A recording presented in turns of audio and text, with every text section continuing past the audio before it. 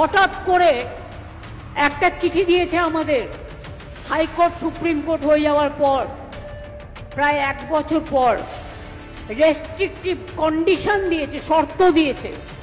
তোমার এই কাগজটা দেখছো না, এই কাগজটার কোনো ভ্যালু নেই, এটা ভ্যালুলেস। তাই এই কাগজটাকে, এটা আমার নোট, গভর্নমেন্টের নোট, এটা সেন্ট্রাল গভর্নমেন্টের অর্ডার নয়, অর্ডারটা পড়ে দিলাম, ছিঁড়ে ফেলে দিচ্ছি। আমি এটাকে মনে করি অসম্মান, অপমান। যতই চক্রান্ত করো, বিভেদকে রুখবো, বাংলাকে ঐক্যবদ্ধ রাখবো।